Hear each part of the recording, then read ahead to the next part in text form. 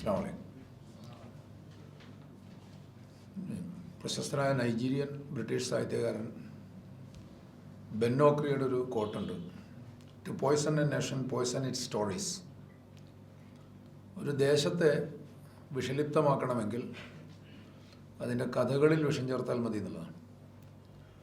ഇതനുസ്മരിച്ചുകൊണ്ട് വംശീയതയുടെ ചരിത്രാഖ്യാനങ്ങൾ എന്ന വിഷയം തുടങ്ങാമെന്ന് വിചാരിക്കുന്നു. ഇന്ത്യയുടെ യഥാർത്ഥ ചരിത്രം എന്ന് പറയുന്ന ഒന്നുണ്ട്. ലോകത്ത് ഏറ്റവും അധികം ഡൈവേഴ്സിറ്റി നിലനിൽക്കുന്ന രാജ്യങ്ങളിലൊന്നാണ് ഇന്ത്യ. അതിൻ്റെ ചരിത്രവും പാരമ്പര്യവും ഒക്കെ അതാണ്.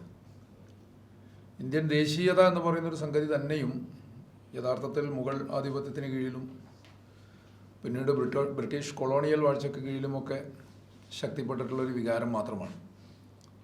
അതിനപ്പുറം ഒരുപാട് ചെറു ദേശീയതകളെ ഉൾക്കൊള്ളുന്ന ഒരു ദേശമായിട്ടാണ് ഇന്ത്യയെ നമുക്ക് എപ്പോഴും വായിക്കാൻ സാധിക്കുക. ഇക്ബാൽ അദ്ദേഹത്തിൻ്റെ കവിതയിൽ ഗുലിസ്ഥാൻ എന്ന പദം പ്രയോഗിച്ചതും അതുകൊണ്ടാണ് എന്ന് വിചാരിക്കണം.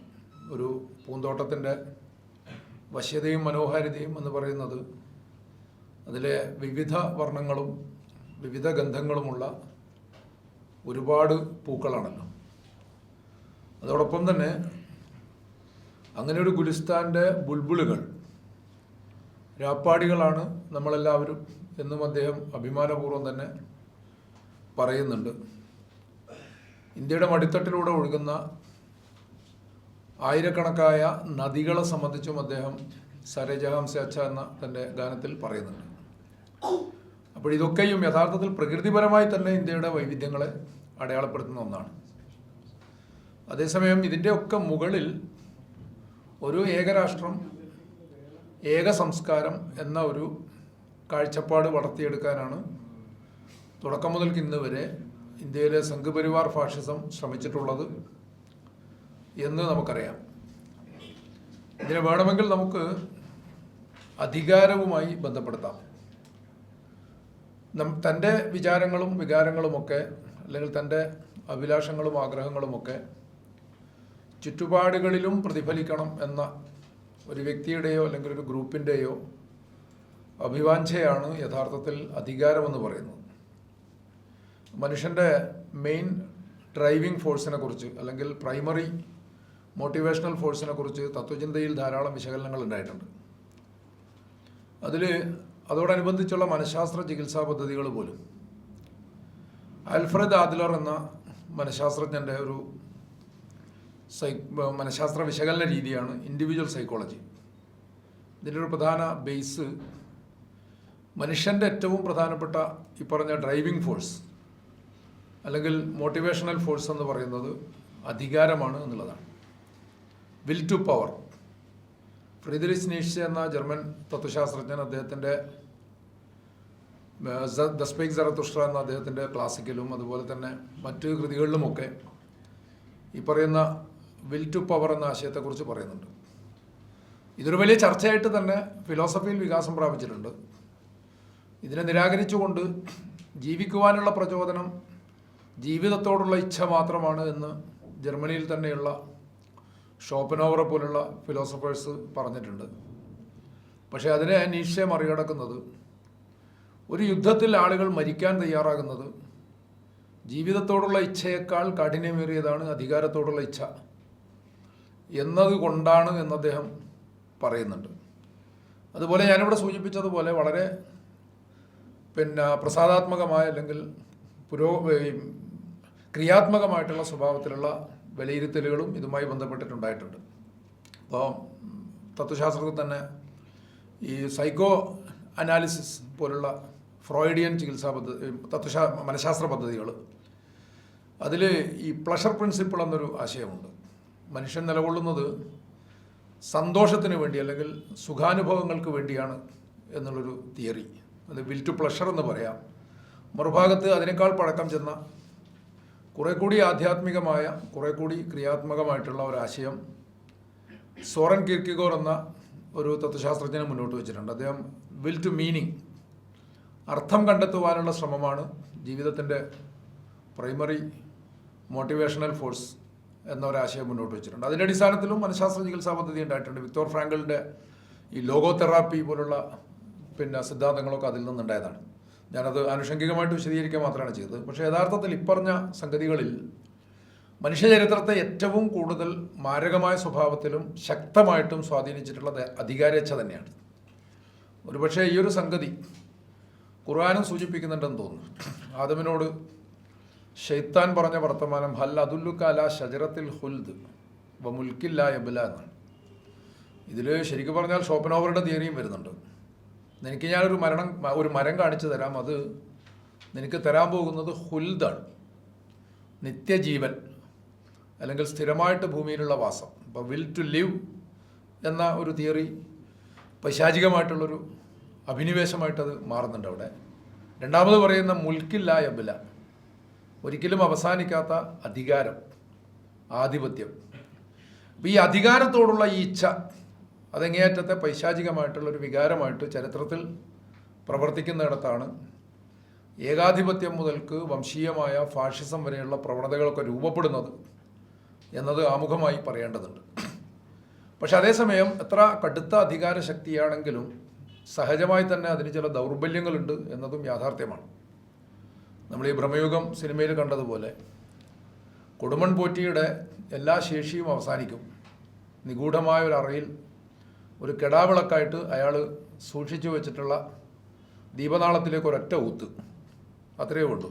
അതോടുകൂടി അയാൾ നിസ്സഹായനായി തീരും എന്നുള്ളതാണ്.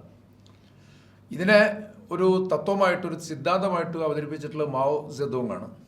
ചൈനീസ് ഭാഷയിൽ ജിലാവോഹു എന്നൊരു പ്രയോഗമുണ്ട്. ജിലാവോഹു എന്നതിന് പേപ്പർ ടൈഗർ അല്ലെങ്കിൽ കടലാസ് പുലി എന്നാണ് അർത്ഥം. അമേരിക്കൻ ഇമ്പീരിയലിസത്തെക്കുറിച്ച് മാവോ സെതോങ് പറഞ്ഞത്, in appearance it is very powerful, but in reality it is nothing to be afraid of.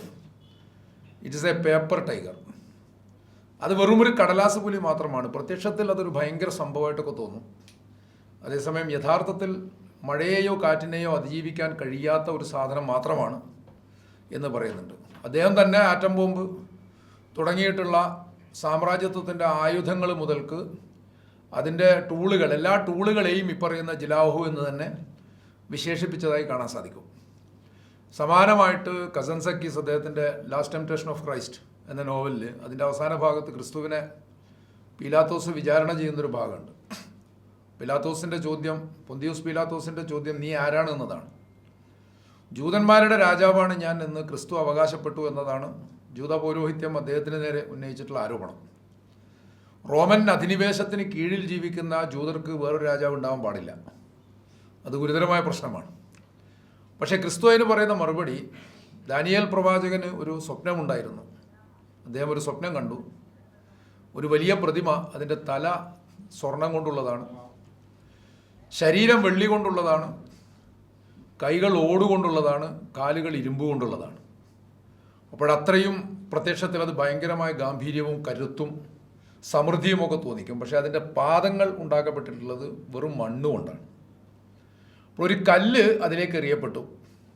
ആളുകളൊക്കെ അതിനെ വളരെ ഭയഭക്തി ബഹുമാനപൂർവ്വം നമിക്കുന്നുണ്ട്, ഇതിൻ്റെ ഒരു പ്രൗഢിയൊക്കെ കണ്ടിട്ട്.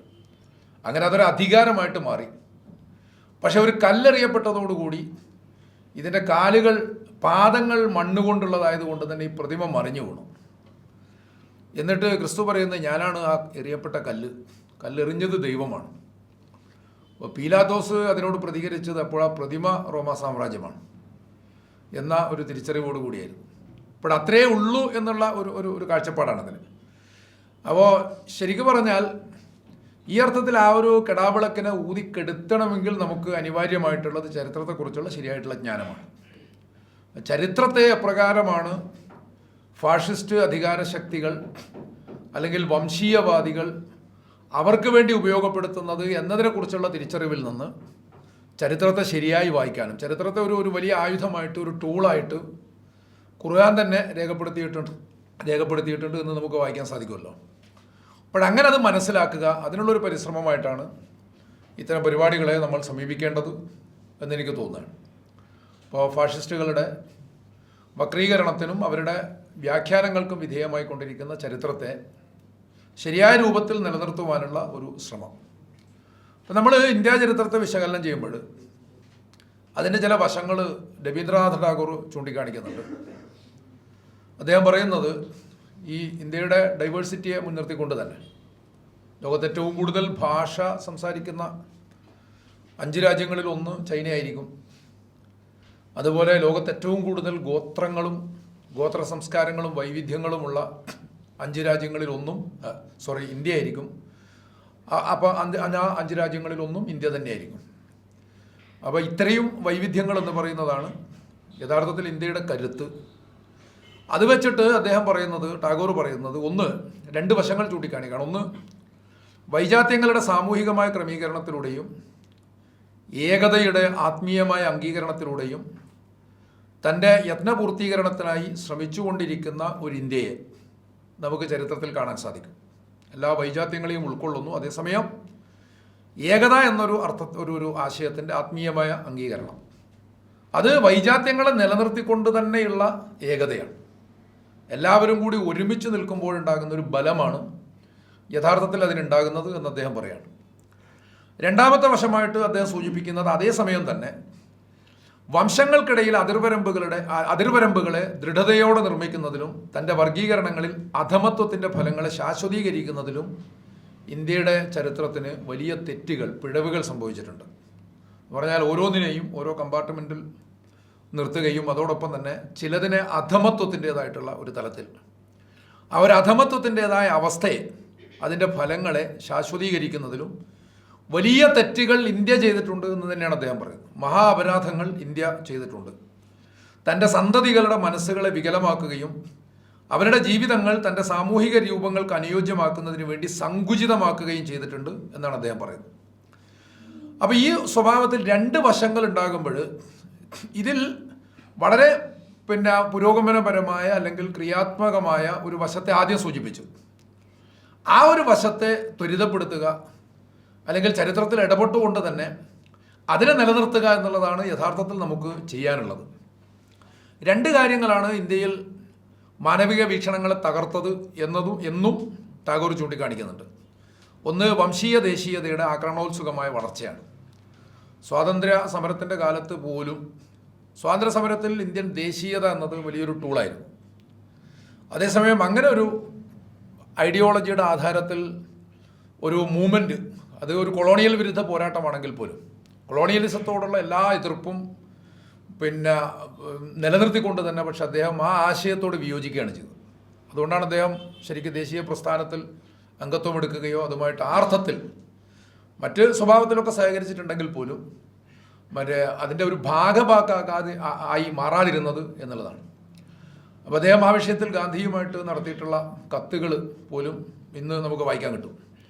അപ്പോൾ അങ്ങനെ വംശീയ ദേശീയതയുടെ ആക്രമണോത്സുകമായ വളർച്ച, അത് നമ്മൾ കൈക്കൊണ്ടിരിക്കുന്ന ദേശീയ വികാരത്തിൻ്റെ ഫലമായിട്ട് സംഭവിക്കുന്നതാണ്. കാരണം ഇത്രയും ഡൈവേഴ്സിറ്റി നിലനിൽക്കുന്ന ഒരു രാജ്യത്തെ ദേശീയത എന്ന വികാരത്തിൽ ഏകോപിപ്പിക്കാൻ സാധിക്കില്ല. അപ്പോൾ സ്വാഭാവികമായിട്ടും ഏതെങ്കിലും ഒരു വംശീയത അതിൻ്റെ മേലെ ആധിപത്യം നേടും. ആ ഒരു ആധിപത്യത്തിൻ്റെ മാരകമായ വളർച്ചയ്ക്ക് പിന്നീട് ഇന്ത്യ സാക്ഷിയാകേണ്ടി വരും എന്ന് അദ്ദേഹം പറയുന്നത്. ടാഗോറിൻ്റെ പല പ്രഖ്യാപനങ്ങളും പല വാക്കുകളും പ്രവചനാത്മകമായ സ്വഭാവത്തിലുള്ളതാണ്. അത് പുലർന്നിട്ടുണ്ട് എന്നുള്ളതും യാഥാർത്ഥ്യമാണ്. ഏറ്റവും കൂടുതലായിട്ട് ഈ വംശീയ ദേശീയതയുടെ ഉപയോഗത്തെ അദ്ദേഹം അതിന് മുന്നറിയിപ്പ് നൽകിയത് ജപ്പാനാണ്. ജപ്പാനോട് അദ്ദേഹം പറഞ്ഞിരുന്നു, നിങ്ങളുടെ സംസ്കാരം, നിങ്ങളുടെ ജീവിത രീതി എന്ന് പറയുന്നത് ലോകത്തിന് മാതൃകയാണ്. ധാരാളം കവികളും ധാരാളം ആർട്ടിസ്റ്റുകളും ഒക്കെ ഉണ്ടായിരുന്ന ഒരു രാജ്യമാണ് ജപ്പാൻ. പക്ഷേ നിങ്ങളിപ്പോൾ കൈക്കൊണ്ടിരിക്കുന്ന നയം വളരെ അപകടകരമാണ്. 2ാം ലോക യുദ്ധത്തിൽ തീവ്ര ദേശീയതയുടെ പക്ഷത്ത് തന്നെ ജപ്പാൻ നിന്നു. അങ്ങനെയാണ് ഒരു റോം, ബെർലിൻ, ടോക്കിയോ ആക്സിസ് രൂപപ്പെട്ടത്. പക്ഷേ അതിൻ്റെ ഫലം മാരകമായിരുന്നു. ടാഗോർ അതിൻ്റെ ദൂഷ്യങ്ങളെ സംബന്ധിച്ച് ജപ്പാന് മുന്നറിയിപ്പ് കൊടുത്തിട്ട് അദ്ദേഹം മരിച്ചിട്ട് 3 വർഷം പൂർത്തിയാകുന്നതിന് മുമ്പ് തന്നെ ജപ്പാൻ പാടെ തകർന്നു. അതിൻ്റെ 2 നഗരങ്ങൾ അണുബോംബിട്ട് അമേരിക്ക തകർത്തതും അതുപോലെ തന്നെ പിന്നീട് ഇനിയൊരു ഉണർവ് ഉണ്ടാകില്ല എന്ന് തോന്നിക്കുന്ന മട്ടിൽ തന്നെ ജപ്പാൻ പാടെ തകർന്ന് മുടിഞ്ഞതുമൊക്കെ ചരിത്രം സാക്ഷ്യം വഹിക്കുന്ന സംഗതികളാണ്. ആ ജനത പിന്നീട് ദേശീയത ഉപേക്ഷിച്ചതുകൊണ്ടും അവരുടെ കഠിനാധ്വാനത്തിലൂടെയുമാണ് പിന്നീട് ഉയർന്നു വന്നിട്ടുള്ളത് എന്നതും ചരിത്രമാണ്.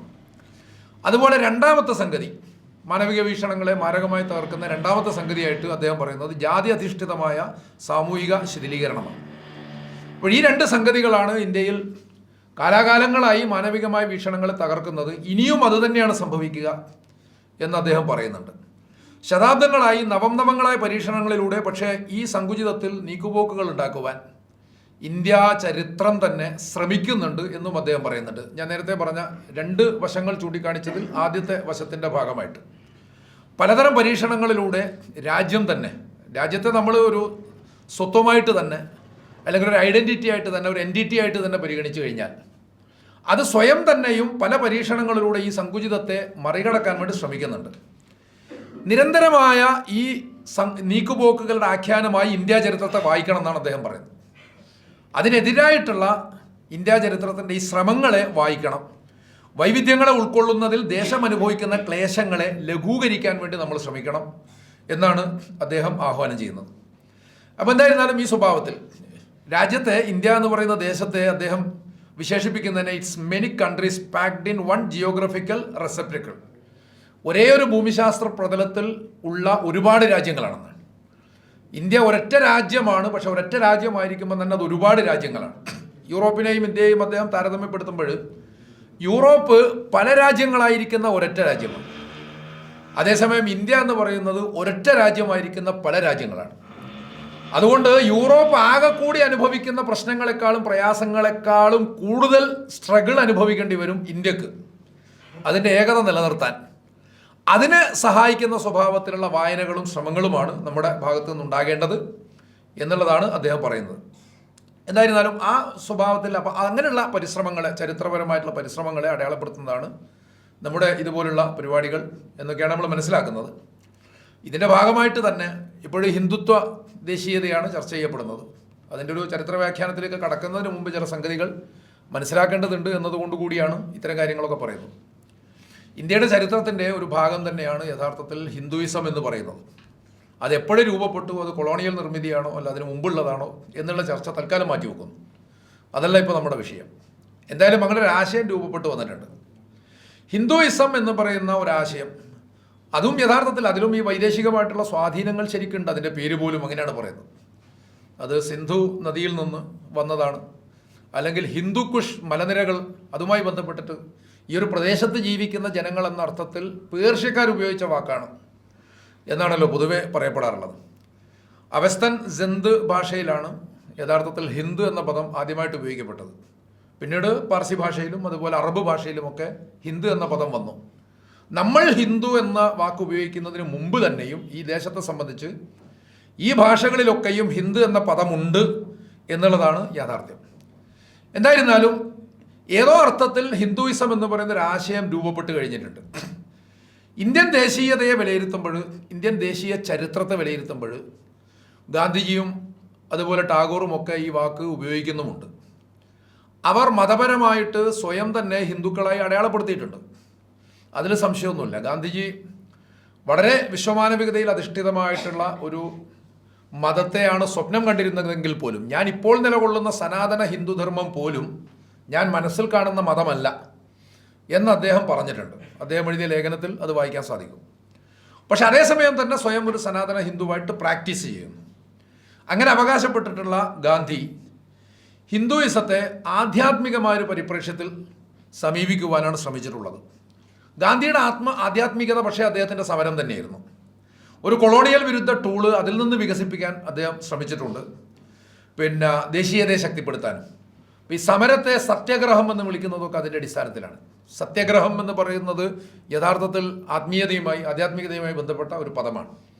ആധ്യാത്മികത എന്ന് പറയുന്നത് അരാഷ്ട്രീയമായ ഭൗതികാതീതമായ ഒരു സംഗതിയാണ് എന്നുള്ളൊരു വിചാരം ഗാന്ധിജിക്ക് ഇല്ലാത്തത് കൊണ്ടാണ് അങ്ങനെ ഒരു നിലപാട് അദ്ദേഹം സ്വീകരിച്ചതെന്ന് കാണാൻ സാധിക്കും.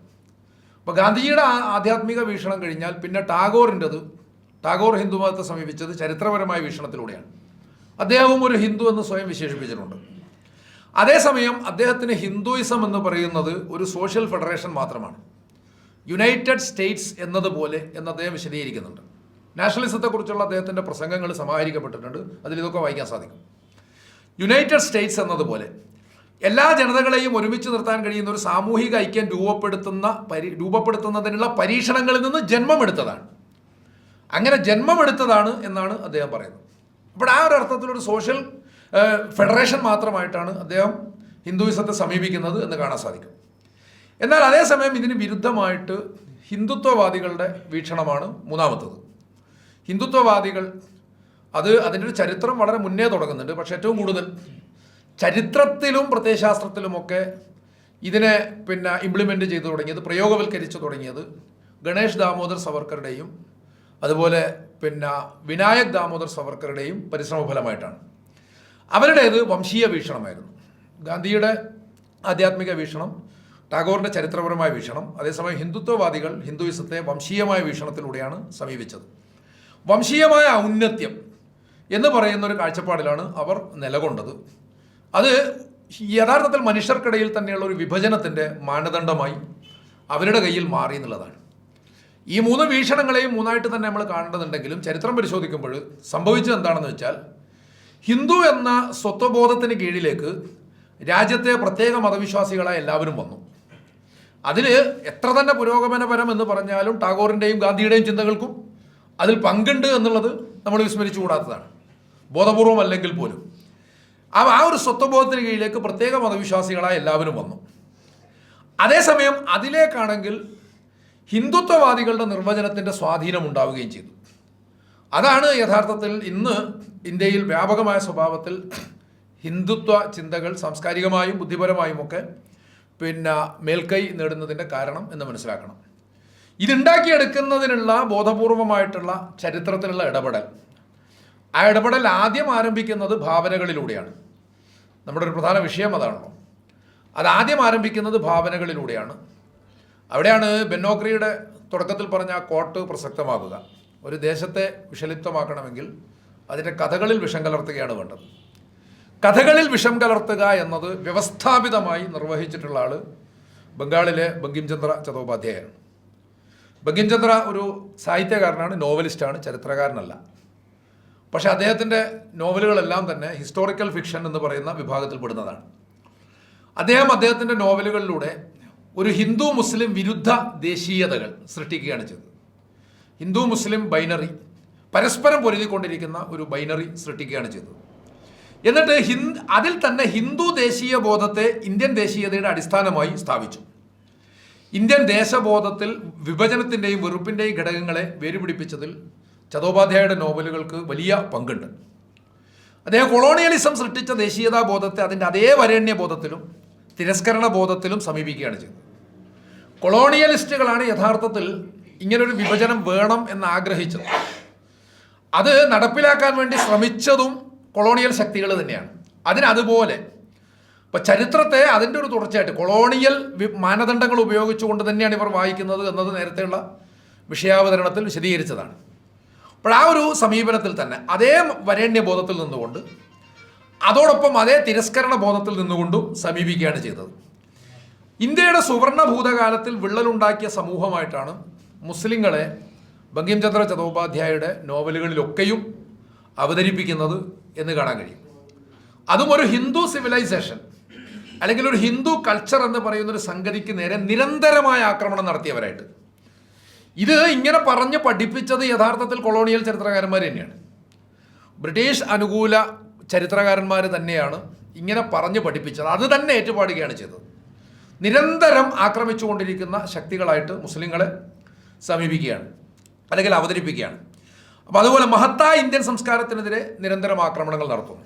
മഹത്തായ ഇന്ത്യൻ സംസ്കാരത്തിനെതിരെ എന്ന് പറയുമ്പോൾ ഇന്ത്യൻ എന്ന് പറയുന്നത് ഹിന്ദുവായിട്ട് മാറുന്നു എന്നുള്ളതാണ്. ഒരു ഹിന്ദു സിവിലൈസേഷന് നേരെ നിരന്തരമായ ആക്രമണം നടക്കുന്നു. മഹത്തായ ഇന്ത്യൻ സംസ്കാരത്തെ മുസ്ലിം ആക്രമണം തകർക്കുകയും ചെയ്യുന്നു എന്ന് പറയുമ്പോൾ ഇന്ത്യൻ എന്ന് പറയുന്നത് ഹിന്ദു എന്ന് പറയുന്നതിൻ്റെ ഒരു സമീകരണമായിട്ട് മാറുന്നു എന്നുള്ളതാണ്. അതിൻ്റെ ഏറ്റവും ശക്തമായിട്ടുള്ള ഉദാഹരണം തന്നെയാണ് ഈ ആനന്ദമഠം എന്ന നോവൽ. ആനന്ദമഠം എന്ന നോവലിലാണ് യഥാർത്ഥത്തിൽ ഈ വന്ദേമാതരത്തോടുള്ള രാഷ്ട്രീയമായിട്ടുള്ള വിയോജിപ്പ്, അതിലുള്ള ദുർഗാസ്തുതി എന്ന അർത്ഥത്തിൽ മാത്രം ഒതുക്കേണ്ടതില്ല എന്നൊരു പക്ഷക്കാരനാണ് ഞാൻ. മാത്രവുമല്ല അതിലെ ചരണങ്ങളിൽ അവസാനത്തെ ഭാഗമാണ് ദുർഗയെ, മാതരം എന്ന് പറയുമ്പോൾ അമ്മയെ പ്രണാമം എന്നേ ഉള്ളൂ. അവിടെ ഈ ഭാരത് മാത എന്നൊരു സാധാരണഗതിയിലുള്ള ഒരു സങ്കല്പമായിട്ട് വേണമെങ്കിൽ അതിനെ മനസ്സിലാക്കാം. അങ്ങനെ വരുമ്പോൾ ഈ പറയുന്ന ശിർക്കും കാര്യങ്ങളൊന്നും അതിൽ വരുന്നില്ല. വന്ദിക്കുക എന്ന് പറയുന്നത് സാധാരണ ഇന്ത്യൻ സംസ്കാരത്തിലൊരു ആരാധനയായിട്ട് മാറുന്നുമില്ല. പക്ഷേ അതേസമയം വളരെ കൃത്യമായിട്ട് അതിൻ്റെ അവസാനത്തെ ചരണങ്ങൾ പിന്നെ ഈ ദുർഗാ സ്തുതിയെ തന്നെ സൂചിപ്പിക്കുന്ന ഒന്നാണ്. അപ്പോൾ പിന്നീട് വന്ദേ മാതരം എന്നതിനെ ഇന്ത്യൻ ദേശീയതയുടെ ഒരു ഉണർത്ത് പാട്ടായിട്ട് 1930കളുടെ അവസാനത്തിലാണ് നാഷണൽ കോൺഗ്രസ് അംഗീകരിച്ചത്. പക്ഷെ അങ്ങനെ അംഗീകരിക്കുമ്പോൾ ശക്തമായ എതിർപ്പുണ്ടായപ്പോൾ ഇവർ ചെയ്തതെന്ന് പറഞ്ഞാൽ അതിൻ്റെ ഒരു കാരണം നോവലിലെ പശ്ചാത്തലം കൂടിയായിരുന്നു. നോവലിലെ പശ്ചാത്തലത്തിൽ നിന്ന് വേറിട്ട് ഇതിനെ കാണണമെന്നാണ് അന്ന് ഈ വന്ദേമാതരത്തിന് അനുകൂലമായിട്ട് വാദിച്ചവരുടെ നിലപാട്. പക്ഷേ യഥാർത്ഥത്തിൽ ഇത് സ്വീകാര്യമായിട്ടുള്ളൊരു നിലപാടല്ല. കാരണം നോവൽ എഴുതിയ ആൾ തന്നെയാണ് ഈ കവിതയും എഴുതിയിട്ടുള്ളത്. അപ്പോൾ ആളുടെ ഒരു മാനസികാവസ്ഥ എങ്ങനെയാണ് ഒരു പ്രശ്നമാകാതിരിക്കുക? ബങ്കിം ചന്ദ്ര ചതോപാധ്യായാണ് ഇത് രചിച്ചതെങ്കിൽ അയാൾക്ക് അയാളുടേതായ ലക്ഷ്യമുണ്ട്. ആ ഒരു ലക്ഷ്യം തന്നെയാണ് അയാളുടെ വരികളിലൂടെ പിന്നെ പ്രാവർത്തികമാവുക എന്നുള്ളത് ഉറപ്പാണ്. മാത്രമല്ല, ഒരു സംഗതി മുറിച്ചു മാറ്റേണ്ടി വരുന്നു എന്ന് പറയുന്നത് യഥാർത്ഥത്തിൽ അത് അയോഗ്യമാണെന്നുള്ളതിനുള്ള തെളിവാണ്. ഇന്ത്യൻ ദേശീയ ഗീതമായിട്ട്, ഇന്ത്യൻ ദേശീയതയുടെ ഒരു ഉണർത്ത് പാട്ടായിട്ട് വന്ദേമാതരം ഉപയോഗപ്പെടുത്തുമ്പോൾ അതിൽ നിന്നൊരു ഭാഗം മുറിച്ച് മാറ്റപ്പെടേണ്ടി എന്ന് മാറ്റേണ്ടി വരുന്നു എന്ന് പറയുന്നത് അതിൻ്റെ ഒരു അയോഗ്യത തന്നെയാണ്. പക്ഷേ അതേസമയം കോൺഗ്രസ് അതിനെ ദേശീയ ഗീതമായിട്ട് അംഗീകരിക്കുകയും ചെയ്തു. എതിർപ്പുകളെ നിശബ്ദമാക്കുന്നതിന് വേണ്ടി ഇങ്ങനെ ചില പണികളും ചെയ്തു. അപ്പം അങ്ങനെ ചില ചരിത്രങ്ങളൊക്കെ നടന്നിട്ടുണ്ട് എന്നുള്ളതൊരു വസ്തുതയാണ്. അപ്പം യഥാർത്ഥത്തിൽ അതിലെ കടുത്ത മുസ്ലിം വിരുദ്ധ ദേശീയത എന്ന് പറയുന്നൊരാശയം മാത്രവുമല്ല, അതൊരു കൊളോണിയൽ പക്ഷവുമാണ്.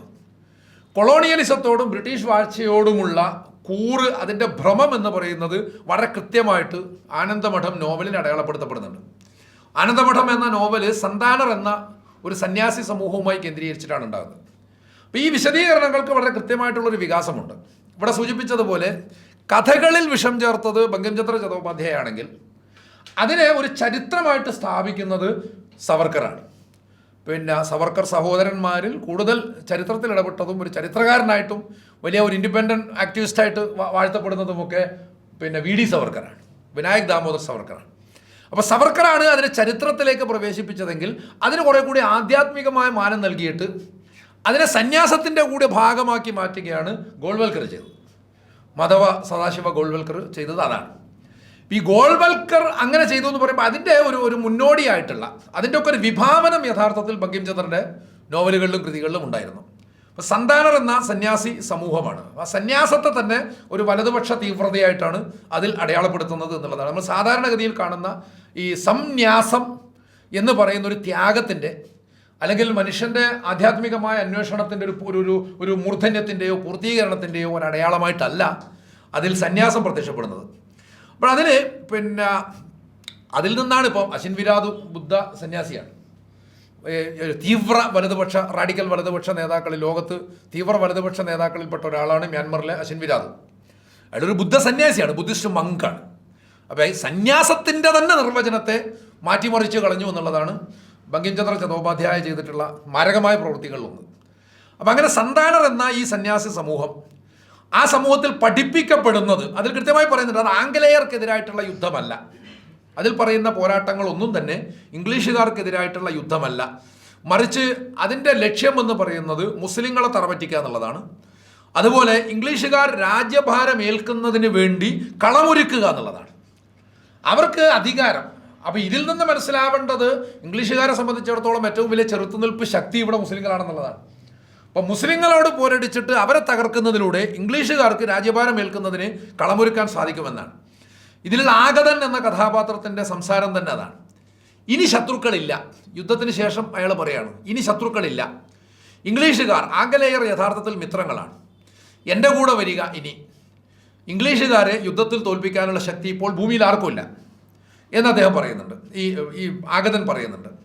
അതുപോലെ ഭവനന്ദൻ, ഈ സന്താനർ സന്യാസി സമൂഹത്തിൻ്റെ ഒരു നേതാവായ ഭവനന്ദൻ അതിലെ മറ്റൊരു കഥാപാത്രമായ മഹേന്ദ്രനോട് പറയുന്ന വർത്തമാനത്തിൽ പള്ളികൾ തകർത്ത് അവയുടെ ഇടങ്ങളിൽ ക്ഷേത്രങ്ങൾ പണിയുന്ന ദിവസം വരിക എന്നൊരു സ്വപ്നമായിട്ട് പറയുന്നുണ്ട്. പള്ളികൾ തകർത്ത് അവ നിന്നിരുന്ന ഇടങ്ങളിൽ ക്ഷേത്രം പണിയുക എന്ന് പറഞ്ഞാൽ ഇപ്പോൾ സംഭവിക്കുന്ന ഈ സംഹാര പ്രക്രിയകളൊന്നും യാദൃച്ഛികമായിട്ടുണ്ടായതല്ല. അതിനനുസൃതമായിട്ടുള്ള വികാരങ്ങളെ സൃഷ്ടിക്കുക എന്നൊരു പ്രക്രിയ കുറേ കാലമായിട്ട് നടക്കുന്നതാണ്. അപ്പോഴതാണ് സംഭവിച്ചിട്ടുള്ളത്. ഇത് നേരത്തെ തന്നെ വിഭാവനം ചെയ്യപ്പെട്ടതാണ്. അപ്പോൾ അയാളുടെ സ്വപ്നം, ഭവനന്ദൻ്റെ സ്വപ്നം അതാണ്, പള്ളികൾ തകർത്ത് അവയുടെ ഇടങ്ങളിൽ ക്ഷേത്രങ്ങൾ പണിയുന്ന ദിവസം വരിക. അതോടൊപ്പം കുടിയന്മാരായ നീരികൾ എന്നത് മുസ്ലിങ്ങളെ ആക്ഷേപമായിട്ട് അതിലൊക്കെ വിശേഷിപ്പിച്ചിട്ടുള്ളൊരു പദമാണ്. കുടിയന്മാരായ നീരികളെ ആട്ടിയോടിക്കാതെ ഹിന്ദുക്കൾക്ക് അവരുടെ മതം സംരക്ഷിക്കാൻ കഴിയില്ല എന്നുള്ളൊരു പ്രഖ്യാപനവും ഭവനന്ദൻ ആനന്ദപടത്തിൽ നടത്തുന്നതായിട്ട് കാണാൻ സാധിക്കും. അപ്പോൾ ഇതിനുള്ള ഒരു യഥാർത്ഥത്തിൽ ഈ ഒരു ഹിന്ദുത്വ ദേശീയതയെ പിൽക്കാലത്ത് സംഘപരിവാർ പ്രയോഗത്തിൽ വരുത്തിയിട്ടുള്ള, സംഘടനാ രൂപം നൽകിയിട്ടുള്ള ഹിന്ദുത്വ ദേശീയതയെ ഉണർത്തുന്ന ഒരു പാട്ടായിരുന്നു ശരിക്കും ഈ വന്ദേമാതരം എന്ന് പറയുന്നത്. മാത്രവുമല്ല, ഈ വന്ദേമാതരത്തെ വെട്ടിമാറ്റിയിട്ടാണ് കോൺഗ്രസ് അംഗീകരിച്ചതെങ്കിലും ഇതൊരു വലിയ അപരാധമായിട്ട് 2018 ജൂണിൽ ശ്യാമപ്രസാദ് മുഖർജി റിസർച്ച് ഫൗണ്ടേഷൻ്റെ ആഭിമുഖ്യത്തിൽ നടന്നിട്ടുള്ള ഒരു പരിപാടിയുണ്ട്.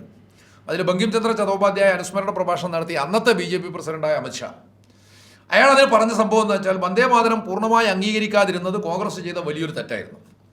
ആ പാട്ടിനെ വിഭജിച്ചതിലൂടെ രാജ്യത്തെ വിഭജിക്കുകയാണ് ചെയ്തതെന്നാണ്. രാജ്യത്തെ വിഭജനത്തിൻ്റെ ഉത്തരവാദിത്തം മൊത്തം മുസ്ലിങ്ങൾക്കാണ് എന്നതും വികലമായൊരു ചരിത്രാവതരണമാണല്ലോ.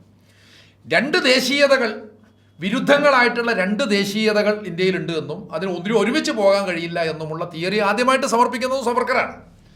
മാത്രവുമല്ല, സർവേന്ത്യാ മുസ്ലിം ലീഗിൻ്റെ ദ്വിരാഷ്ട്ര സിദ്ധാന്തത്തെ ഹിന്ദുത്വവാദികൾ അംഗീകരിക്കുകയാണ് ചെയ്തത്, അവർ സപ്പോർട്ട് ചെയ്യുകയാണ് ചെയ്തത്. ഇതും ചരിത്രമാണ്. അതേസമയം വിഭജനത്തിൻ്റെ എല്ലാ ദൂഷ്യങ്ങളും ദുരിതങ്ങളും പേറേണ്ടി വരുന്നത് ഇന്നും ഇന്ത്യയിൽ മുസ്ലിങ്ങളാണ്. അതിൻ്റെ ആക്ഷേപങ്ങൾ മുതൽക്ക് അതിനെ ചൊല്ലിയുള്ള ആക്രമണങ്ങൾ പോലും നടന്നുകൊണ്ടിരിക്കുന്നത്, അതിനൊക്കെ ഇരയായിക്കൊണ്ടിരിക്കുന്നത് ഇന്നും മുസ്ലിങ്ങളാണ് എന്നുള്ളത് യാഥാർത്ഥ്യമാണ്. അപ്പോൾ ആ കൂട്ടത്തിലാണ് ഇയാളുടെ ഒരു പ്രസ്താവനയും ഇങ്ങനെ വരുന്നത്. വന്ദേമാതരത്തെ വിഭജിച്ചു എന്നതാണ് രാഷ്ട്ര വിഭജനത്തിന് നിമിത്തമായി തീർന്നത് എന്നുള്ളതാണ്. അപ്പോൾ ബങ്കിം ചന്ദ്രയുടെ നോവലുകളിലെ ചരിത്ര വായനകൾ ഇന്ത്യയിലെ വിശിഷ്യ ബംഗാളിലെ ഹിന്ദു മുസ്ലിം പാരസ്പര്യത്തെ കേവലം സംഘർഷങ്ങളുടെയും പോരാട്ടങ്ങളുടെയും ചരിത്രമായി മാത്രം കാണുകയും സാമുദായിക അക്രമത്തിൻ്റെയും പ്രതികാരത്തിൻ്റെയും മനസ്സ് വളർത്തുകയും ചെയ്തു. റൊമാൻറ്റിക് ഹിന്ദുത്വ ദേശീയത സൃഷ്ടിക്കുകയും അതിൽ പലതരം അതിശയോക്തിപരമായിട്ടുള്ള വർണ്ണനകൾ, ഇപ്പോൾ കൊൽക്കത്തയിൽ നിന്നും മുഗൾ ദില്ലിയിലേക്ക് ഒഴുകിയിട്ടുള്ള വിഭവങ്ങളുടെ കണക്കുകൾ അതങ്ങനെയാണ്, മുഗൾ ദില്ലിയിലേക്ക്, പിന്നെ അവിടെ നിന്ന് പുറത്തേക്ക് പോവില്ല. കാരണം നേരത്തെ അവതരണത്തിൽ പറഞ്ഞതുപോലെ ബ്രിട്ടീഷ് കൊളോണിയലിസ്റ്റുകളും അതിനു മുമ്പുള്ള കൊളോണിയൽ ശക്തികളും ചെയ്തതുപോലെ ഇങ്ങോട്ട് വന്നിട്ടുള്ള, ഇപ്പോൾ ടാഗോർ ഇന്ത്യൻ ദേശീയത വിലയിരുത്തുമ്പോൾ തുടക്കം മുതൽക്ക് ഇവിടെ ഉണ്ടായിരുന്ന എന്ന് പറഞ്ഞാൽ ഇന്ത്യയുടെ ചരിത്രം ദ്രാവിഡർക്കും മുമ്പേ തുടങ്ങുന്നതാണ്. ദ്രാവിഡർക്കും മുമ്പേയുള്ള മെഹർഗഡ് സംസ്കാരത്തിൽ നിന്ന് ആസ്ട്രലോയിഡുകളും അതുപോലെ നിഗ്രോയിഡുകളുമാണ് മെഹർഗഡ് സംസ്കാര കാലത്ത് ഇന്ത്യയിൽ ജീവിച്ചിരുന്നത്. അവരെങ്ങനെ ഇങ്ങോട്ട് വന്നത് എന്നതിന് പോലും യഥാർത്ഥത്തിൽ വിശദീകരണമില്ല. പക്ഷേ അവരുടെ പിന്മുറക്കാരൊക്കെ ഇപ്പോഴും ഉണ്ട്. അവരിൽ നിന്ന് തുടങ്ങി പിന്നീട് ദ്രാവിഡരും ഇങ്ങോട്ട് കടന്നു വന്നതാണ്, ആര്യന്മാരും വന്നതാണ്. ഇതുപോലെ തന്നെ പേർഷ്യക്കാരും അതുപോലെ തുർക്കികളും അറബികളും ഒക്കെ ഇങ്ങോട്ട് വന്നിട്ടുണ്ട്. അവരെല്ലാം ഇവിടെ ഇന്ത്യക്കാരായി ജീവിച്ചു. അവരെല്ലാം തന്നെ സമർപ്പിച്ചിട്ടുള്ള സംഭാവനകളിൽ നിന്നാണ് ഇന്ത്യൻ ചരിത്രവും സംസ്കാരവും വികസിക്കുന്നത് എന്നുള്ളതാണ് ടാഗോർ വിശദീകരിക്കുന്നത്. അതേസമയം കൊളോണിയലിസ്റ്റുകൾ ചെയ്തത് അങ്ങനെയല്ല. എന്നിട്ട് പോലും ആംഗലർക്ക് അനുകൂലമായിട്ടുള്ള നിലപാട് ആനന്ദമഠം ഉൾപ്പെടെയുള്ള നോവലുകളിൽ അതുപോലെ പിന്നീടുള്ള ചരിത്ര വിശദീകരണങ്ങളിലും ഒക്കെ സ്വീകരിക്കപ്പെടുന്നു എന്നുള്ളതാണ് നമ്മൾ കാണേണ്ടത്. അപ്പോൾ അങ്ങനെ മുഗൾ ദില്ലിയിലേക്ക് ഒഴുകിയിട്ടുള്ള വിഭവങ്ങളുടെ പെരുപ്പിച്ച കണക്കുകൾ, അതോടൊപ്പം തന്നെ ക്ഷതം സംഭവിച്ച ദേശശരീരത്തെക്കുറിച്ചുള്ള വിഭാവനകൾ, ഇതൊക്കെയാണ് പറഞ്ഞ് പൊലിപ്പിക്കുന്നത് എന്ന് കാണാൻ സാധിക്കും. അദ്ദേഹത്തിൻ്റെ ദുർഗേശ നന്ദിനി മുതൽക്ക് സീതാറാം വരെയുള്ള, സീതാറാം ആണ് ബങ്കിം ചന്ദ്രയുടെ അവസാനത്തെ നോവൽ. അതിലെ നായിക ശ്രീയാണ്.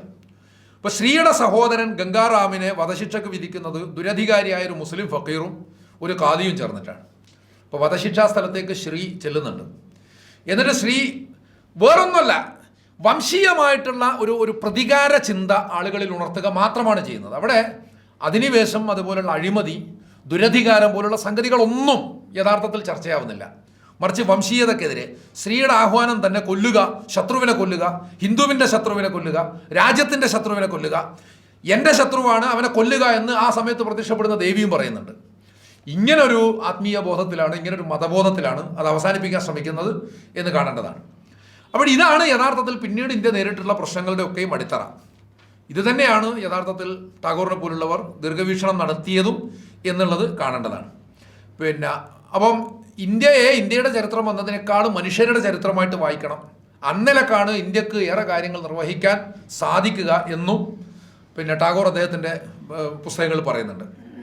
അപ്പോൾ കഥകളിൽ ബങ്കിം ചന്ദ്ര കലർത്തിയിട്ടുള്ള വിഷം അക്കാഡമികമായി ചരിത്രത്തിലേക്ക് കൊണ്ടുവന്നത് വിനായക ദാമോദർ സവർക്കറാണ് എന്ന് ഞാനിവിടെ സൂചിപ്പിച്ചു. ഇന്ത്യൻ ചരിത്രത്തിലെയും സംസ്കാരത്തിലെയും ആദാനപ്രദാനങ്ങളെയും പാരസ്പര്യങ്ങളെയും തിരസ്കരിക്കുക എന്നതാണ് വി.ഡി. സവർക്കർ ചെയ്യുന്നത്. അപ്പോൾ സംഘടനത്തിൻ്റെ ചരിത്രം മാത്രമായിട്ട് സംഘടനകൾ ഉണ്ടായിട്ടുണ്ട്, ധാരാളം സംഘടനകൾ. പക്ഷെ അതിനപ്പുറം ഒരു ഏകോപനത്തിൻ്റെ ചരിത്രമാണ് ഇന്ത്യക്ക് പറയാനുള്ളത്. ഓരോ ഘട്ടത്തിലും ഇവിടെ ആളുകൾ പുതുതായിട്ട് വരുമ്പോഴൊക്കെ ഇവിടെ സംഘർഷങ്ങൾ ഉണ്ടായിട്ടുണ്ട്.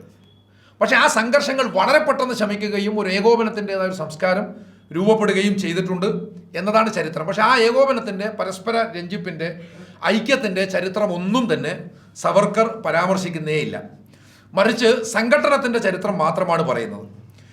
അതിലും ഹിന്ദു സംസ്കാരത്തിന് എന്ന് പറയുന്ന ഒരു കൺസെപ്റ്റ് ഉണ്ട്. നിരന്തരമായ മുസ്ലിം ആക്രമണങ്ങൾ എന്ന മിഥ്യയും അതിൽ സൂചിപ്പിച്ചതായിട്ട്, അതിൽ ഉപയോഗിച്ചതായിട്ട് കാണാൻ സാധിക്കുന്നു. സവർക്കറുടെ ഏറ്റവും വലിയ പ്രചോദനങ്ങളിൽ ഒന്ന് ജുസപ്പെ മെറ്റ്സിനി എന്ന ഒരു രാഷ്ട്രതന്ത്രജ്ഞനാണ്. ഈ ജുസപ്പെ മെറ്റ്സിനി എന്ന് പറഞ്ഞാൽ അദ്ദേഹം ഈ റോമൻ റിപ്പബ്ലിക്കിൽ ഒരു ട്രയംവീർ ആയിരുന്നു. അദ്ദേഹം യൂണിഫിക്കേഷൻ ഓഫ് ഇറ്റലി എന്നൊരാശയത്തിൻ്റെ വക്താവാണ്. ആധുനിക ദേശീയതയുടെ ആചാര്യന്മാരിൽ ഒരാളാണ്. അന്നേരമൊക്കെ അദ്ദേഹത്തിൻ്റെ ചിന്തകൾക്ക് കുറേ പോസിറ്റീവായിട്ടുള്ള വശങ്ങളുണ്ട്.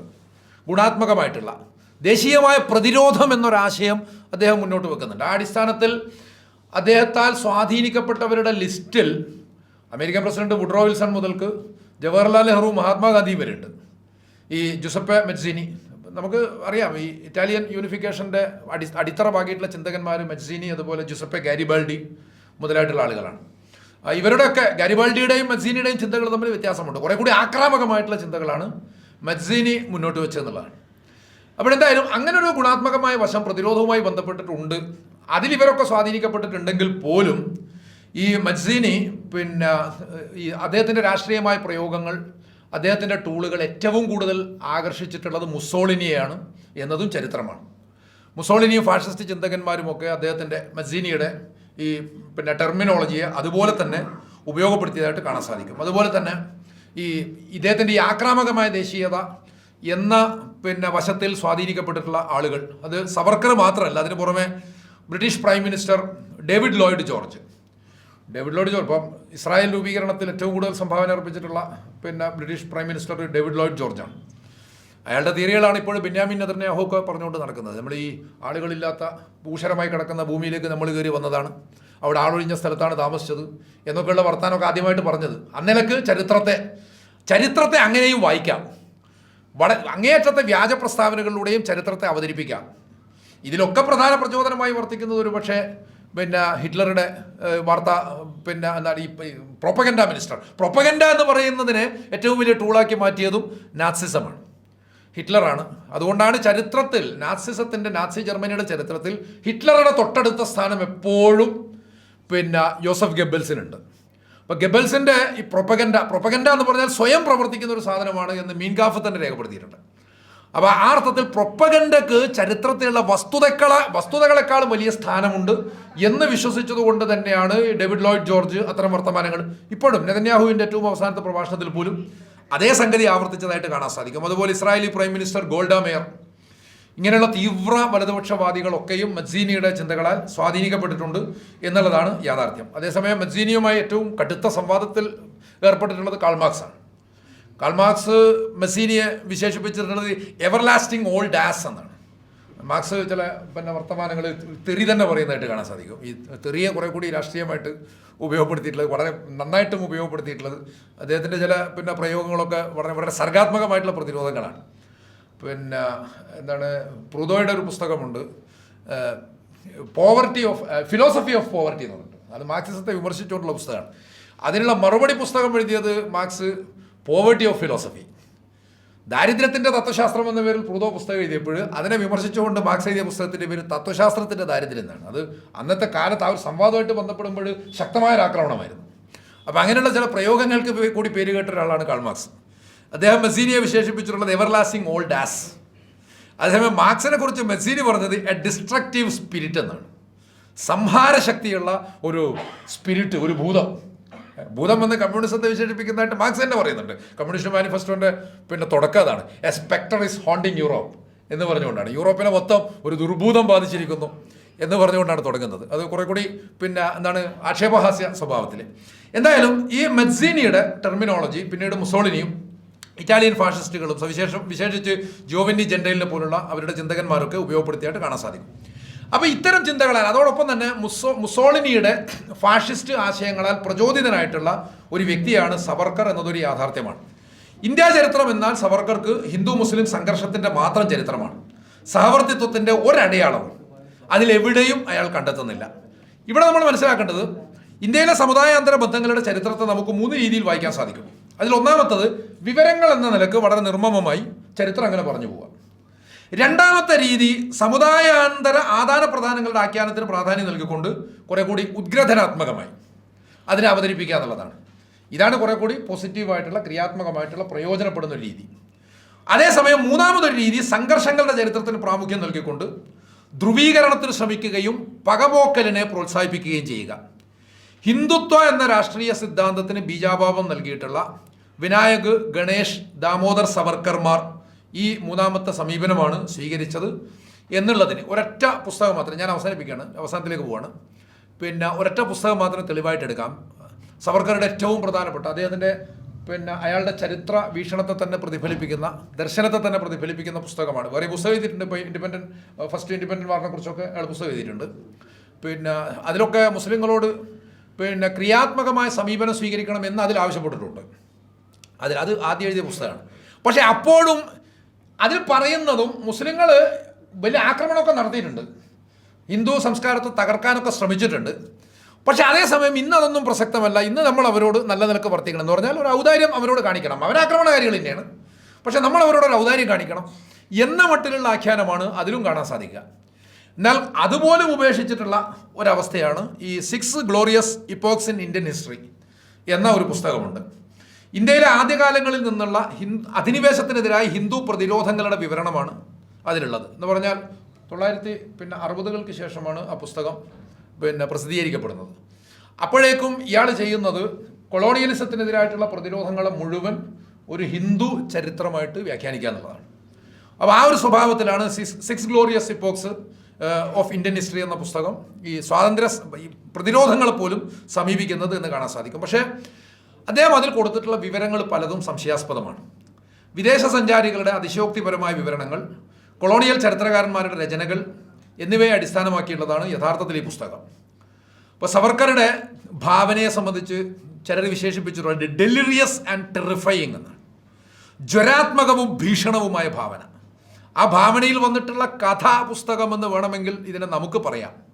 പക്ഷേ അതൊക്കെ ഉണ്ടാക്കിയിട്ടുള്ള ഇന്ത്യൻ മനസ്സിലുണ്ടാക്കിയിട്ടുള്ള സ്വാധീനം എന്ന് പറയുന്നത് എന്ന് പറഞ്ഞാൽ എല്ലാവരും പുസ്തകം വായിച്ചുകൊണ്ടാവണം എന്നൊന്നുമില്ല.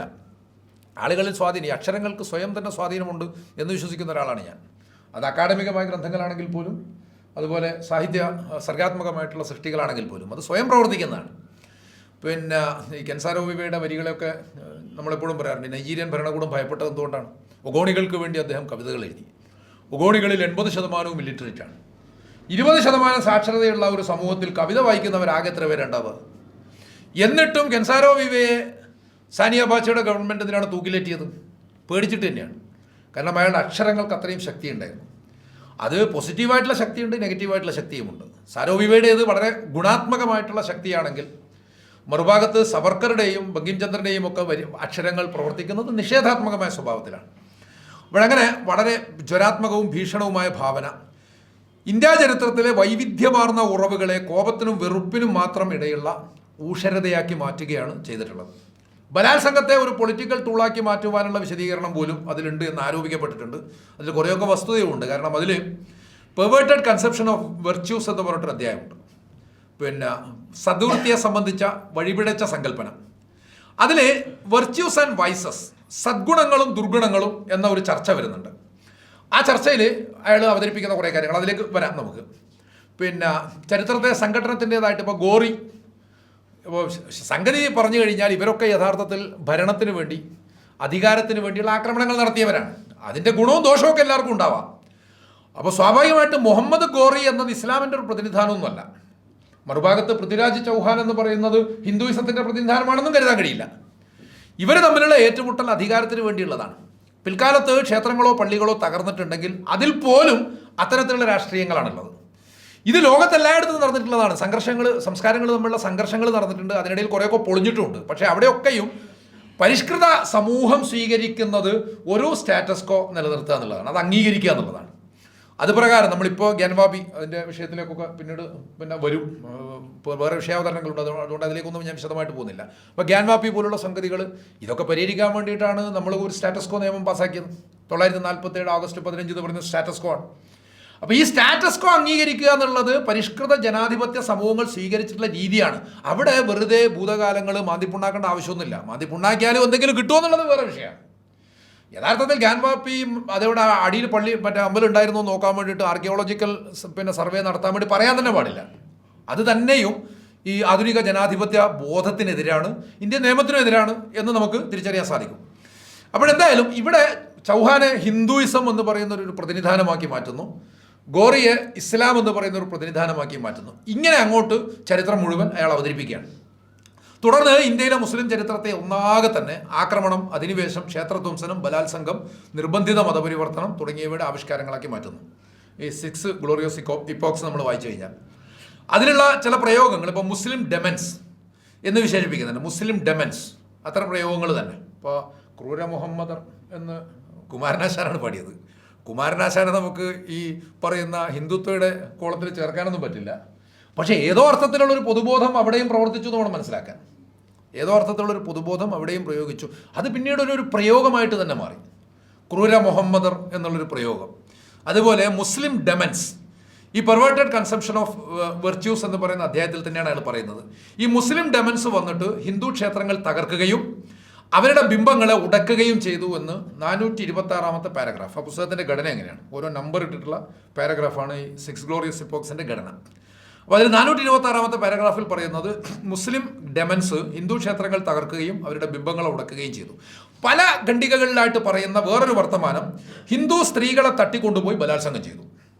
സ്ത്രീകളെ തട്ടിക്കൊണ്ടുപോയി ബലാത്സംഗം. ഇത് എക്കാലത്തും ഉപയോഗിക്കപ്പെട്ടിട്ടുള്ളൊരു, ഇപ്പം ഗോധ്രയിലുണ്ടായിട്ടുള്ള ഒരു തീവണ്ടിയിൽ എങ്ങനെയാണ് അപകടം സംഭവിച്ചതെന്ന് എനിക്കറിയില്ല. പക്ഷേ അതേ തുടർന്ന് സ്ത്രീകളെ തട്ടിക്കൊണ്ടുപോയി ബലാത്സംഗം ചെയ്തതായിട്ട് പത്രത്തിൽ വാർത്ത വന്നിരുന്നു. സ്ത്രീകളെ ഉപദ്രവിച്ചതായിട്ടും അവരുടെ മൂക്കും മൂലയും ഛേദിച്ചതായിട്ടുമൊക്കെ. മൂക്കും മൂലയും ഛേദിക്കുന്നതിൻ്റെ ചരിത്രമൊക്കെ വേറെ ഉണ്ട്. പക്ഷേ അതേസമയം അങ്ങനെ ഛേദിച്ചതായിട്ടുമൊക്കെ ഇത് വികാരങ്ങളെ ഉദ്ദീപിപ്പിക്കാനുള്ള ഏറ്റവും ശക്തമായിട്ടുള്ളൊരു മാർഗമാണ്. അതുപോലെ തന്നെ 445 പാരഗ്രാഫിൽ പറയുന്നത് ജിസിയ ആയി പണത്തിന് പുറമെ ഹിന്ദുക്കളുടെ പെൺമക്കളെയും ഭാര്യമാരെയും ആവശ്യപ്പെടുകയും പരസ്യമായി പിടിച്ചുകൊണ്ടുപോവുകയും ചെയ്തതാണ്. 20 ചരിത്രത്തെ 2 വിഭാഗങ്ങൾ തമ്മിലുള്ള ഏറ്റുമുട്ടലിനെ കുറിച്ച് പറയുമ്പോൾ അതിലൊരു വിഭാഗത്തെ സവർക്കർ വിശേഷിപ്പിക്കുന്നത് cow faced followers of Hinduism. പ്രയോഗം ശ്രദ്ധിക്കേണ്ടതാണ്, cow faced followers of Hinduism. മറുഭാഗത്തുള്ളത് ടൈഗർ ഫേസ്ഡ് മുസ്ലിംസ്. 468 പാരഗ്രാഫിൽ കൃത്യമായിട്ട് പറയുന്നതാണ്. ഒന്ന് പശുവിൻ്റെ മുഖമുള്ള, പശുവിൻ്റെ മുഖം എന്ന് പറഞ്ഞാൽ നമുക്കറിയാമല്ലോ, വളരെ ഒരു വല്ലാത്തൊരു സങ്കടം തോന്നുന്നൊരു ഒരു മുഖമാണ് എപ്പോഴും പശുവിൻ്റെത്. അപ്പോൾ പശുവിൻ്റെ മുഖഭാവമുള്ള ഹിന്ദുക്കളാണ് ഒരു ഭാഗത്തുള്ളതെങ്കിൽ മറുഭാഗത്ത് ടൈഗർ ഫേസ്ഡ്, ക്രൂരമായ ദംഷ്ട്രകളൊക്കെയുള്ള ഒരു ആക്രമണകാരിയായിട്ടുള്ള ഒരു കടുവയുടെ മുഖമുള്ള, പുലിയുടെ മുഖമുള്ള മുസ്ലിം എന്ന് പറഞ്ഞിട്ടാണ് അയാൾ 2 ഭാഗമായിട്ട് തിരിക്കുന്നത്. എന്നിട്ട് അയാൾ ഈ അധ്യായത്തിൽ ഇങ്ങനെയെല്ലാം സംഭവിച്ചതിന് ഹിന്ദുക്കളെ കുറ്റപ്പെടുത്തുന്നുണ്ട്. അതാണ് ഇത് വേറൊരു തമാശ. ഹിന്ദുക്കൾ കാരണമാണ് ഇതൊക്കെ സംഭവിച്ചത് എന്നാണ് അയാൾ പറയുന്നത്. ഈ പെർവേർട്ടഡ് കൺസെപ്ഷൻ ഓഫ് വെർച്യൂസ് എന്ന ഇതിൽ തന്നെ അയാൾ പറയുന്നത്, ഈ പണ്ടേ ചൊല്ലിപ്പടിച്ച ധർമ്മശാസ്ത്രങ്ങൾക്ക് അനുസൃതമായി ഹിന്ദുക്കൾ മുസ്ലിങ്ങൾക്ക് വിശപ്പിന് ആഹാരവും ദാഹത്തിന് പാനീയവും നൽകി സൽക്കരിച്ചു കളഞ്ഞു എന്നാണ് പറയുന്നത്. അതാണ് ഇവിടുത്തെ ഹിന്ദുക്കൾ ചെയ്തിട്ടുള്ള ഏറ്റവും വലിയ അപരാധം എന്നാണ് അയാൾ പറയുന്നത്. അത് എന്താണ്? പണ്ടേ അവർ ഈ ധർമ്മശാസ്ത്രങ്ങൾ ചൊല്ലിപ്പടിച്ചതുകൊണ്ടാണെന്നാണ്. Hindus went on giving milk to the wild poisonous cobras and vipers. ഇത് 426 പാരഗ്രാഫ് പറയുന്നതാണ്. ഈ അങ്ങേയറ്റം വിഷം ഉള്ള മൂർഖന്മാർക്കും അണലികൾക്കുമൊക്കെ പാല് കൊടുത്ത് സൽക്കരിച്ചു എന്നാണ് പറയുന്നത്. അപ്പോൾ ധർമാധർമ്മങ്ങളെക്കുറിച്ചുള്ള ചർച്ചയിൽ അയാൾ പറയുന്നത് ധർമ്മങ്ങൾ അധർമ്മങ്ങൾ എന്നൊക്കെ പറയുന്നത് ആപേക്ഷികാർത്ഥകമായ സംജ്ഞയാണ്. ഒരു പ്രവൃത്തിയെയും അൺക്വാളിഫൈ ചെയ്യാനോ കേവലമെന്ന് വിധിക്കാനോ പറ്റില്ല. 423 ചാപ്റ്ററിൽ പറയുന്നതാണ്. ഇത്തരം സിദ്ധാന്തങ്ങൾക്കൊക്കെ ഈ അധികാരത്തെക്കുറിച്ചുള്ള നീഷേവിയൻ തിയറിയുമായിട്ട് വളരെ സജീവമായ ബന്ധമുണ്ട്. സദ്ഗുണമോ അധർമ്മമോ എന്താണെന്ന് നിർണ്ണയിക്കുന്നതിനുള്ള പരീക്ഷണം അത് സമൂഹത്തിൻ്റെ താല്പര്യങ്ങളെ സേവിക്കുന്നുണ്ടോ എന്ന് പരിശോധിക്കുന്നതാണ്. സമൂഹങ്ങൾ എപ്പോഴും ഒരു പ്രവാഹത്തിലാണ്. അതുകൊണ്ട് മുൻകാലങ്ങളിൽ സദ്ഗുണമായി കരുതിയിരുന്നത് മനുഷ്യരാശിക്ക് ഹാനികരമാണെങ്കിൽ വർത്തമാനകാലത്ത് അത് ദുഷിച്ചതായി മാറും എന്നാണ് അയാൾ പറയുന്നത്. അപ്പം സമൂഹത്തിന് എത്രത്തോളം, പക്ഷേ ഇവിടെ സൊസൈറ്റി എന്ന് പറയുന്നത് ഹ്യൂമൻ സൊസൈറ്റി എന്നാണ് പറയുന്നത്. എന്ന് പറഞ്ഞാൽ useful to the best interest of human society എന്ന് പറയുന്നിടത്ത് ഹ്യൂമൻ സൊസൈറ്റി എന്ന് പറഞ്ഞാൽ അയാളെ സംബന്ധിച്ചിടത്തോളം ഹിന്ദു സൊസൈറ്റിയാണ്. അപ്പം ആ ഒരു സൊസൈറ്റിക്ക് എത്രത്തോളം ഗുണപ്രദമാണ് എന്നതിനനുസരിച്ചാണ് വെർച്യൂസ് ആൻഡ് വൈസസ് എന്ന് പറയുന്ന ഒരു ആശയം, ആ ഒരു വിഭജനം നിലനിൽക്കുക എന്നുള്ളതാണ് അയാളുടെ വാദം. മുസ്ലിങ്ങളോട് സഹിഷ്ണുത കാണിക്കുന്നതിനെ അദ്ദേഹം 431 പാരഗ്രാഫിൽ പറയുന്നത് വെരി നെഗേഷൻ ഓഫ് വെർച്യൂ.